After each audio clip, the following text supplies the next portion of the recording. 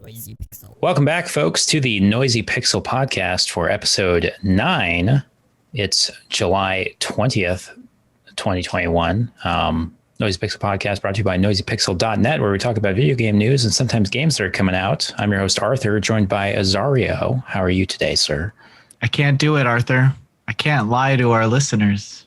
You got to tell the truth. That's what they like about you. It's not July 20th. We're recording this earlier than we typically do. Peek behind the scenes. I mean, we say every week that we record Monday, so it's earlier than that. Just add another 24 hours, guys. Yeah. Although in my time, we're going to be entering Monday any minute now. What a trooper. You know, you really come through as the host, and people need to understand that. If I were you, if the roles were reversed, I would say, fuck you guys, I'm going to bed. But not Arthur. He gets on a plane and he tells them, hurry up, when they're on the tarmac or whatever. Listen, America Airlines. I got places to be. Exactly. So I can't have a delay in my layover. Yeah, I started today in Burbank, and call you a lot of things, but you're punctual. You sure are punctual. You know, when I make commitments, I stick to them, just like our other guest this week, Ian. How are you today?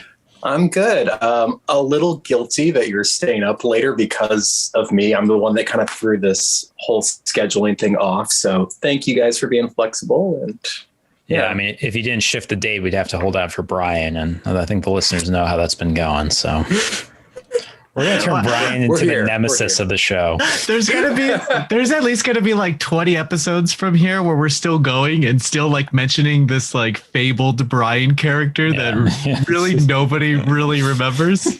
But he was once here. Yeah. I mean, was it episode 9? We're quickly reaching the point where half the episodes don't have him, right? So it's on you, Brian. Re-engage. You're still in the Discord. You're even online sometimes. We're waiting, Brian. Right. But not this week. We got some big news to talk about this week. We got hella news. 2 big gargantuan news items, you might say, from this week, from 2 industry heavy hitters, or at least potentially one of them will be a heavy hitter soon. But the first thing we're going to talk about is the Steam Deck from Valve that was announced last week, which I would describe as a Switch competitor. It is a handheld device that you can play your whole Steam library on. Azario, is there another key thing about the Steam Deck that is sticking out to you? And if you feel optimistic or pessimistic about it so far? I consider it in my head the Switch killer. Ooh, fighting words. But there's a lot of people that are like, oh, like let's give it time, you know. And the reason I think I'm like beating this term up so much and like putting it out there is because I want Nintendo to step up their game, and I'm sure we'll get into this in a little bit, but I am labeling it the Switch killer. And Ian, I'd love to know your thoughts on it. I completely agree. And I don't know if that's good that I'm more looking forward to the competition, what Nintendo will respond with and what that will motivate them to do. But they can't really rely on the portable thing, I guess, anymore, because that was kind of, they didn't really have a competitor, I guess, when it came to portable in like with some of these other consoles. So Sony got out of the handheld business. Yeah. Xbox never really tried. So it has really just been Nintendo and the Switch, which has been phenomenally successful since it launched, right? Yeah. I will say that Nintendo is known for creating these gimmicks or different ways of approaching gaming, and others have jumped on. In the past, you had the Wiimotes, and then you had the Move controllers, and Xbox tried to do it with their bar thing. Connect. Yes, thank you. Perhaps you know it as Project Natal. Oh God! Neither was very successful, and I would say largely due to a lack of support. And that's the thing. Nintendo has always come out on top from the get-go. Everyone's like, "Well, Nintendo already does this, and I already have a Wii. Why do I need this Move for these 10 games?" You know, but Steam copying. I'm not gonna. I mean, taking the idea, They have. I don't know if you can say copying. Hey, you can play games on the go. That has been a thing for a while. Although you could say that that's been a thing for a while because of Nintendo. So maybe they are copying Nintendo on some level. Yeah, I'm just thinking like they have their own little Steam Deck thing and the little slot that you can hook up to your TV. Like they had there's some. Yes, it literally has a dock that hooks to a TV. It is extremely Switch-like. Yes. Yeah, but this is the first time that someone has copied Nintendo, and I'm like, whoa, they're doing it better than Nintendo. I've never thought that people copying Nintendo were doing it better than what Nintendo did. Yeah, well, let's pump the brakes for a second. Yes.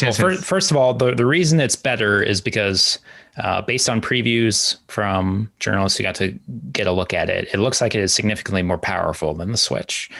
I think I saw a quote on the Reddit thread saying that IGN played Jedi Fallen Order on the Steam Deck and there was no performance issues. Whereas I don't know if that game is on the Switch, but there are comparable games on the Switch, that have a lot of frame rate problems, including simple games. Like I have Dead Cells on the Switch and it has frame rate problems.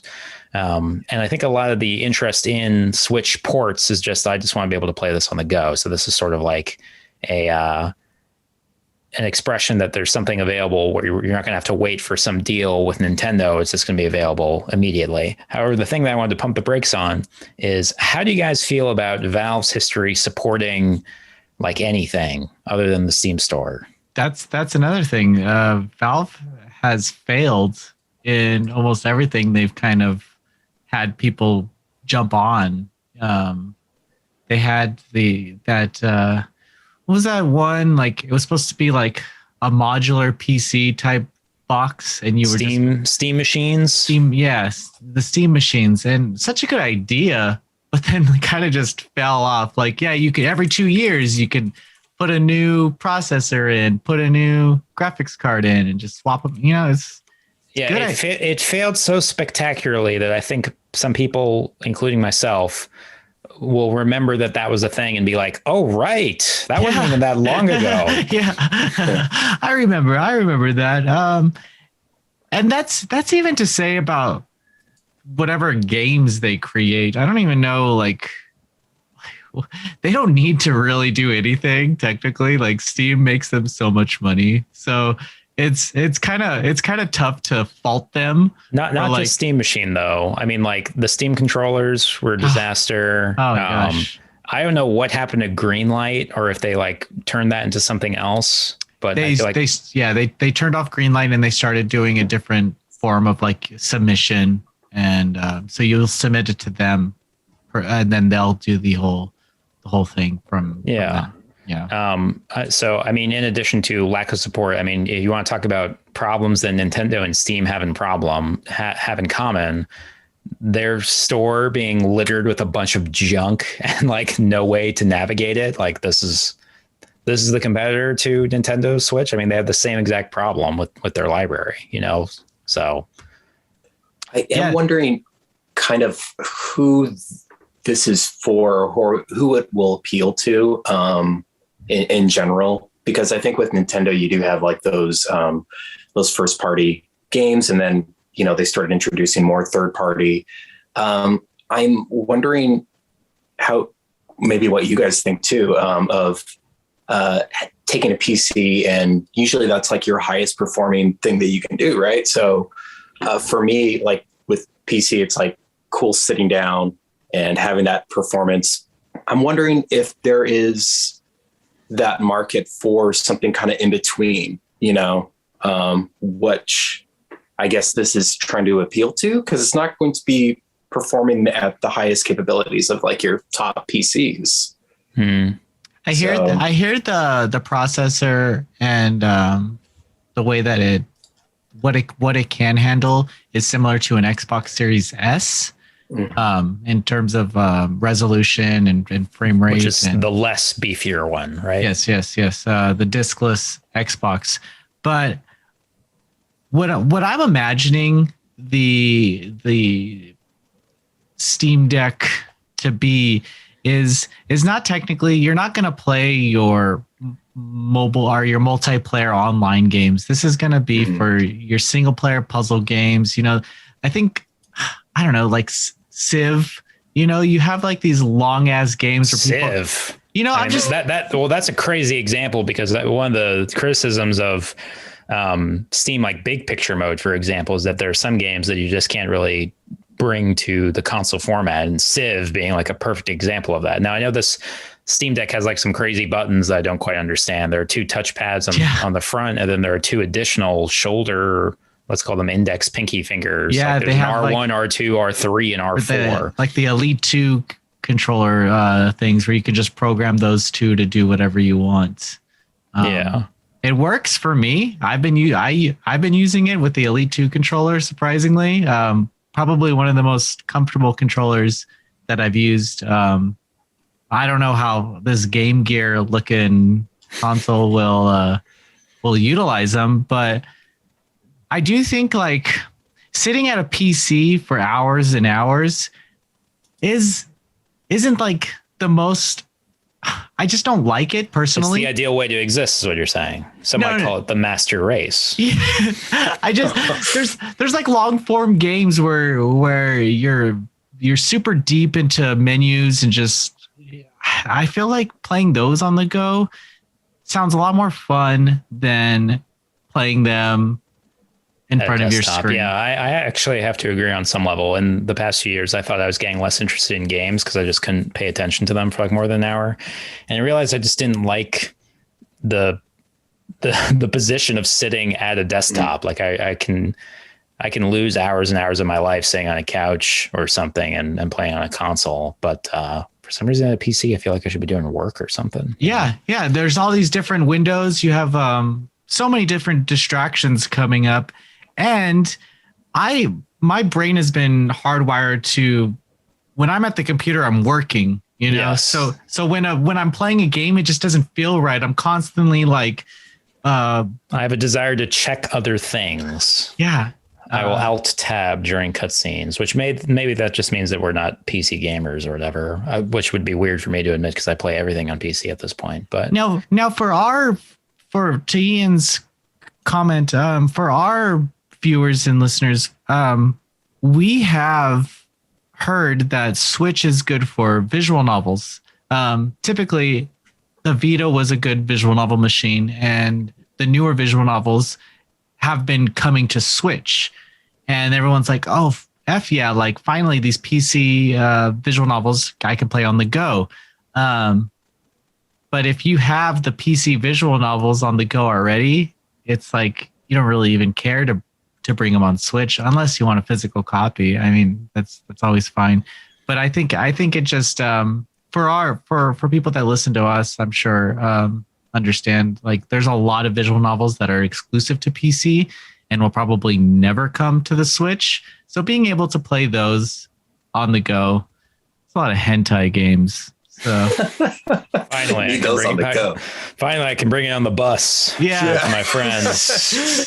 Show some strangers your hentai. Getting best girl on the route of your dreams. Yeah. They look over, you just stare them right back in the eye. Sorry, what were you gonna say? That's a really good point because I don't consider myself as much a PC gamer, and I do play Switch handheld mostly. So there is a huge like market for this that just isn't being tapped yet for some of these PC games. I think the main thing is how so much of the discourse has been, when is the Switchboard coming? Like that's like a easy question that people have on any new game that comes out now. Yeah. And also it would be so interesting to see how this would have hit maybe 2 weeks ago before the OLED Switch. I think that really was perfect timing for this to come out because it just made that look even worse. So. It's like that announcement 2 weeks ago happened like 6 months ago. Like it just feels like this like past memory. You usually see like Nintendo announcements dominating the top of Google searches and stuff, but the OLED just came and went. Yeah, not when they're trash. When is the OLED supposed to come out though? October. So that's a big difference because there's only an expected order availability for the Steam Deck, which is Q2 2022. So we're looking at next year, Q2 being like March to June. So it's a while from now. Yeah. And I'm hoping that Nintendo does kind of make their mark in the industry by then.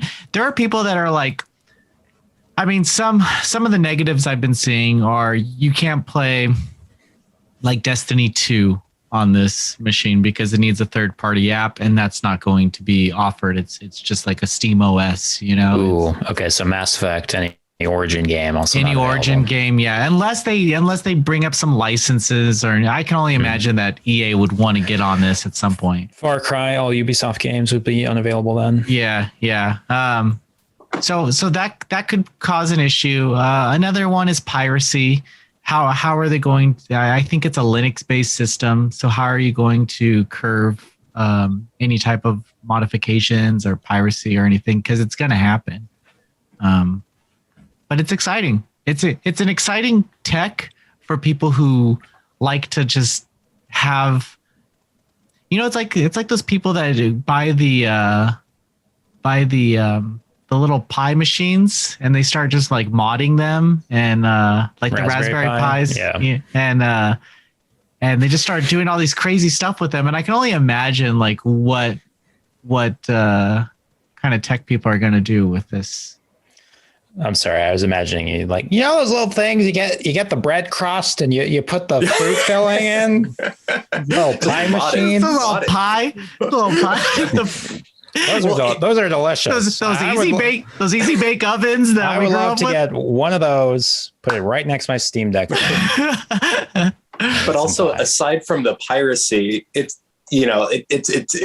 specifically like they're trying to say, yes, please mod it, like do stuff with it. Whereas, you know, Nintendo's stance has always been very like, don't mess with our stuff. Don't touch it. So. And I think they have similar problems, but they also have different enough approaches to things that it may be useful. So, you know, not to shill capitalism here, but competition can be good. Yeah, and that's where we come back to the point where I do hope Nintendo is seeing this and thinking they have to step up their shit.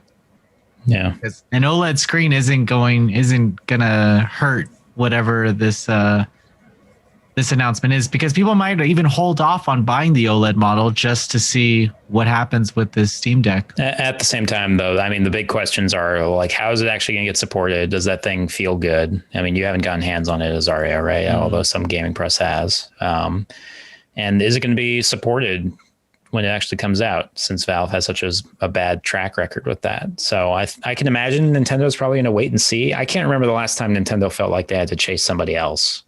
Yeah. That's exactly what I was saying. I'm hoping like maybe GDC, we see some stuff. Like January. Yeah, January, February, GDC. There's gonna be something there. No Gamescom coverage from Noisy Pixel. We do have someone close over there, but if anybody's going, it's gonna be me. Gotta get all those sausages. The Oktoberfest. I don't know if they let our kind into the EU these days, but I'll slip them a Benjamin. Yeah, slip them a donut. All right, we have to move on. We'll see what happens with that. Well, I guess I should ask: Did anyone order one? I did not. I did. Okay. Ian? I did not. Okay. But but I do hope, even not only for like competition, but I do hope it does well. And I'm kind of holding out to see also the issues people have with because there's 3 different versions, right? Mm-hmm. I got the middle one. I got the 500. Okay. I got the 529. Is the difference not just storage space? Well, the lowest one has a different processor or RAM or something like that. It has something a little lower. I think the storage is just different. It has lower storage. The top 2 have an SSD in them, and then that's what it is. The lowest one does not. But yeah. I believe you can just pop in a new one. You can put in a micro SD card too for those. Okay. Yeah. Yeah. Anyway, And thank you, fucking Valve, for actually giving us proper storage, unlike Nintendo fucking giving us 32 extra gigs. Thanks, Dad. just you wait. You'll see what happens. Okay, we do have to move on. Not the only big news that happened this week. Although an equally speculative news item is these reports saying that Netflix, of all companies, is thinking of adding a video game service within the next year. They had a big hire that was fairly public, a former Oculus Electronic Arts Zynga executive. I mean, his name is Mike Verdu. I don't think anybody actually knows him. They're going to make us play Mafia Wars in between episodes. Yeah. So I think there's been a few instances of company not related to games getting into games in the past 5-6 years that have burned us pretty good. But Azara, you want to express your thoughts on this, or if there are any details I may have missed? My only hope with whatever is happening with this is that they see like all the good stuff that anime is doing for them, and they just make me an anime game. By the way, hold on real quick. What's up with the anime genre in Netflix? Because this could be a totally different section of a whole new show. What's up with the anime section? No, I mean, like, I watched Blood of Zeus and I got through the whole thing. I'm like, that was pretty good. And at the end, I noticed that it was classified as anime. I'm like, that's not fucking anime. What? That's the lifelong question. What is anime? What is anime? Bad is usually the answer. You just made so many listeners just rage quit. Yeah. All the listeners know that I'm just a suit that can keep the podcast on time. So everyone knows where I stand. I think that video games and Netflix probably shouldn't do anything. Like, to be honest, no? I think Netflix stay in your lane. What's driving that thought process? I'm sure they saw how good Bandersnatch did, and they're like, "Well, fuck, we gotta capitalize on this. Like, how do we turn?" And there's so many different. I mean, what you have that Dragon's Lair or old games that just excuse me, princess. Kind of use film and games to kind of go. You know, it's been done before. And people still do it to this day. You had that stupid. Okay, so hold on real quick. So in your thoughts, there's an assumption that your view of Netflix gaming is choose your own adventure, like Black Mirror Bandersnatch, and that's the extent of it. I'm thinking it's going to be like a movie game. It's going to have to be something tied with their movies. What are they going to put out? Mafia Wars? They got the Zynga exec, you know, anything's possible. Yeah, I mean, I don't know either. It's yeah. Let me know, Ian. No, I would be interested to see if they did more of that. I was going to say that video games really couldn't tap into, but they really can. But almost more of that narrative heavy driven games, but make it exclusive, like your Bandersnatch for, Black Mirror. But something a little bit heavier like that, like kind of go in that direction. And if you make it exclusive, you might have a little bit more people, but I don't know about it like full on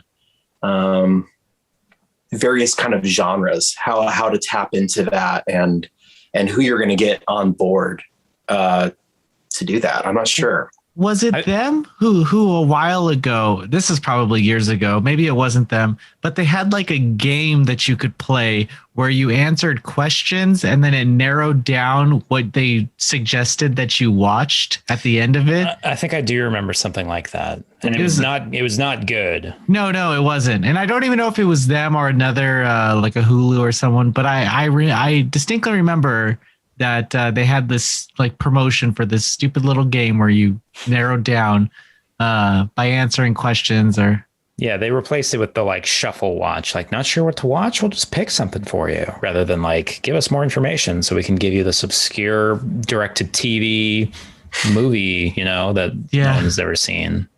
Yeah, all mine is Star Trek, so they clearly know me. Hey man, I've been in some state of rewatching Star Trek since I first got into it in 2015. So no shame. I will say, so on the concept of like Bandersnatch, the concept of a wide scale choose your own adventure business strategy seems like such an obvious stinker.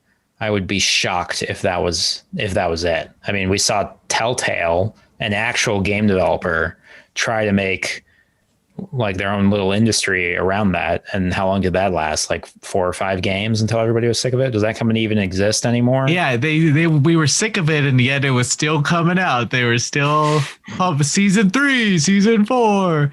I don't think anything got to season 4. Yeah, Game of Thrones didn't even finish. So a lot of them didn't even finish. Would that be to Netflix's benefit though? Because you could say like, oh, we do have these games and they release them periodically, but then they're mostly focused on like movies and shows, right? So maybe they can get away with that because they're not like Telltale where that's all they're doing. I don't know to the extent of how big this gaming library will be. You have games like Tokyo Games, the guys who did like Danganronpa and 999 series. They branched off of Spike Chunsoft and did their own studio, but they did create a movie game called Death Come True, and it's available on Steam and Switch right now. And again, it's a movie, but you make choices while you're playing, and text will come on the screen, and it's pretty good. It's like a detective mystery. I don't know. That whole pitch just sounds dumb to me. Like we're over it, Like even Bandersnatch, like hot take on Bandersnatch, pretty good episode of Black Mirror. It'd be better if all the choices weren't in it and they just showed me, the episode. And I don't think I'm alone in that. Like, the choices that you could make were stupid. Yeah, I think it's, if Netflix goes ahead and does this, just put Candy Crush on your fucking thing and move on, like don't try too hard. Mafia Wars. Put Mafia Wars. Let me play Mafia Wars with my friends. Well, it's gonna show up in the corner, and it's gonna say, "Your gaming corner brought to you by Quickster." Well, that's the thing. Remember Xbox 360 where they had like a theater view where you can hang out with your friends while you're watching Netflix? They never brought that to Netflix proper. Now, if they created like a friends thing where you watch together, fuck yeah. You could do like a little theater view. And well, if somebody should do that is Twitch and Amazon, right? That's the same company. How do they not have streaming of Amazon movies already? Yeah, that was for free. Like, I'm just giving them stuff today. I wonder if you could do something. What is it, like the Jack games? Or no, the box. Jack in the games. Box. Jack in the Box. Jack. You were right both times. Jackbox. Jackbox. Okay, yeah. You know what I'm talking about? Like, yeah. Or something kind of like that. I guess I could see Quibbits something or like whatever. that. Quibbits or Quiplash. Yeah. Everyone's Quiplash. favorite. Yeah. I am curious with how many visual novels or like fans of visual novels we have at Noisy Pixel. Would you guys play visual novels on Netflix? On Netflix. There you go. Hey, oh my God, this is the growth market. You guys start consulting for Netflix right now, Azario. You're like, listen, I know at least 20,000 guys. They better slip me a Benjamin. Yeah. Netflix pays in donuts Give it as back. well, actually. I would. We can get Reed on the line for you and see what he says. I'm back. I'm good. Sorry. So Netflix, just stay out of it. Cold on the Netflix. Okay. Ian, similarly cold? Yeah, I mean, I can't see it as my main gaming platform, but I'm open. I do kind of like choose your own adventure crap, as gimmicky as it can be. You'll give it a shot. I'll give it a shot. Yeah. All right. Ian the optimist. That's why I keep him around. Yeah. Okay. Well, let's talk about an actual video game, unlike this fake hypothetical stuff. Azario, I understand you've been playing a game that's coming out this week. I am playing Cris Tales from developer. Fuck, I knew their name and then I forgot it. It's like Dreams Uncorporated. Dreams Uncorporated. Sick. Well, yeah, and then it's published by Modus, I believe. So Sick with a Y, in case anyone's curious. This is a Brazilian developed indie game, I think. Colombian, according to Wikipedia. Yes, same. Episode 10, Azario, right? Are you gonna put that at the beginning? Azario says to me, you should really say the episode numbers because it's easier for me. Like, for example, I know with certainty that this episode is episode 10. It's like dear listener, 9. you will know it is episode 9. So yes. Colombian developed game, and fuck, it's good. It's just what type of game is it? It's a JRPG inspired adventure game. Just, the typical RPG setup where this girl named Chris Bell, who's an orphan, just gets thrown into an adventure, discovers she is a time mage, and she can see into the past and present at all times. So when you're in a town on the left, see into the present and the past and future. Sorry, the past, okay. Present, and future. So when you're in a town, you have 3 screens. On the left, you see the past. In the middle, you see what's happening now, and on the right, you see the future. Oh. So things you do in the present or the past can affect the future. And you'll see that change in real time. So say a town is flooded in the future. Well, how did it get flooded? You can do side missions that will change that outcome, but technically they don't tell you that you have to do them. You can just go through the main missions and still make it through the game fine. There's multiple endings. It is a 30-hour RPG with multiple endings, and I know that sounds fucking nuts, but there's only like 4 real regions, and then there's dungeons scattered around. But I would say what made it so magical to me is that the fantasy story, it wasn't anything incredible or groundbreaking, but it was so familiar and nostalgic while introducing these crazy mechanics of time traveling and even in the battle system. That particular variant of time travel, seeing everything simultaneously, seems somewhat novel. Although there was some other game that came out in the past few months that did a very similar thing. Do you know what I'm talking about? No. I'm going to spend time looking for it, but go ahead. So in battles, the time mechanic comes up, and it has like this Persona 5S kind of menu system, like very flashy and stuff. But if the enemies are on the left side, you can send them to the past, or if they're on the right side of you, you can send them to the future. And through that, say I poison the enemy on I poison the enemy on the right side, and then I send them to the future. Well, right away they take all the poison damage at once. So because it brought them up, or you can soak an enemy and then electrocute them. You can combine stuff. You can you soak an enemy, send them to the future, rust them. Send a wolf to the past and make it a puppy to make it a little easier. On the other hand, some enemies, when you send them to the past, become stronger, and same on. So there is some trial and error that you have, and there's challenge throughout the entire game. There's no the thing that I should take away the most from this is there's no difficulty option. There's no speed up. There's all these like it's very challenging game. There's no auto save, and for some reason I fucking loved it. I died and didn't save for an hour, and the only person I could blame was myself because I got too fucking cocky. It's not like they don't scatter save points around. They let you save. They let you save on the main overworld. And there's a fucking overworld. There's a fucking overworld in an RPG. Like, Come on, The like last time that was around. yeah, it's nuts. The game I was thinking about was The Medium, by the way. Oh yes. From Bloober Game or Bloober Studios. I don't have it in front of me, so I can't correct you. But yes. Similar thing. You're seeing like identical thing on the screen side by side. So that one, that one was more like a Silent Hill type thing, though. You're seeing like this. Yeah, the tone and genre very different, but in terms of like you're looking at a screen, you see two identical things with with this one. You have to send your frog Matthias to interact with the future or the past. You can't technically go to the past or go to the future.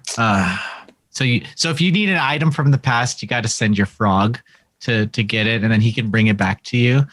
But it's just a grand adventure. All the characters are charming. Is this a game that you kind of have to see in motion to understand? Yeah, because it is beautiful. It's a beautiful game. Well, I mean, even though the mechanics sound somewhat complicated. Yeah, and to add to that, they do that fucking Mario RPG, Paper Mario shit, where you have to press like the action button to get a second attack. You know, the Chrono Trigger did it too. Or to block, you can block at the right time if you press the action button when the enemy attacks you. So you're constantly engaged. The one thing on the Switch version that I should warn everyone about is that the load times are fucking horrendous. They're disgusting. Or the load times on the Steam Deck. Yeah, check. Yeah, it is available on PC, Switch, PS4, everything. PS5, Xbox One, Xbox Series, XS, and the Stadia for anyone holding out. So. Yeah, it's a part of the Stadia. Beautiful game, and I just wanted to highlight it. So the review is up. The review is up. Well, if you're listening to this now, it is up, and there's a video review as well, right? It sounds like it's very mechanically dense in a way that's engaging, but you actually really liked just the story and the world and the atmosphere of it as well. I loved how it was so inspired by retro RPGs. It took that inspiration, put on this modern mask, and furthered it. And not just stopped at the modern mask, which most people do. They'll just like, oh, look at how cool this like retro RPG that looks graphically great is. They added this unique system of exploration using the town. Typically in RPG, you'll go to a town and you'll just run right through. You'll go to the inn, you'll go to the weapon shop, and then you'll go to the next town. This one, if you're not spending 7 to 10 hours in that hub town, doing missions and exploring dungeons and opening up new stuff, you might be able to get through it in 3 hours, but you'll get a bad ending eventually. And there's no real bad endings. I should clarify that. There are multiple endings. There are unkind endings, I suppose. There's ones where you can fail, but it is a good ending. But is it kind? Yeah. It's like, well, we survived, you know. You tried, ending. At least you tried. Yeah. So I guess this game is really out of nowhere. This developer have they made anything of note? It's their first game, I believe. Oh wow, isn't that sweet? Mm-hmm. You love to see it. First time developer really knocked your socks off, huh? I'm in love with it. An interesting fusion of cultures, I guess. Like JRPG very much plays like a JRPG, but I have to imagine they have some Colombian influence there of some kind if the studio is based out there. So there's no bathing suit DLC though. Can't win them all. People hear Colombia and they're like, "Oh, let's hear about the bathing suits," I guess, right? Maybe if it was Brazilian developed. I don't know anything about Colombia. I guess Brazil has like a lot of beach ball players, so it's somewhat defensible. Well, that's all I have to say about that. Okay, cool, great. So, I think that's going to do it for the show. We got a great game coming out later this week for people to check out. We got some big news coming out. Listeners, if you have any thoughts, are you getting the Steam Deck? Which one did you get? Any reservations? Let us know in the comments of the YouTube video when we post this on our channel. I think that's it. Azario, any other things you want to plug for later this week? There's a lot of shit coming out, so busy week. Oh my god, Ian was telling me when you were off taking a shit, which hopefully the listeners don't know. He felt a little bad that he was like, Azari was like, all hands on deck. I'm like, I'm unavailable this week. So yeah, fuck it. We'll get through it. no embellishing at all. Continue to follow noisypixel.net. And that's it. Thanks, guys. Bye. See you guys.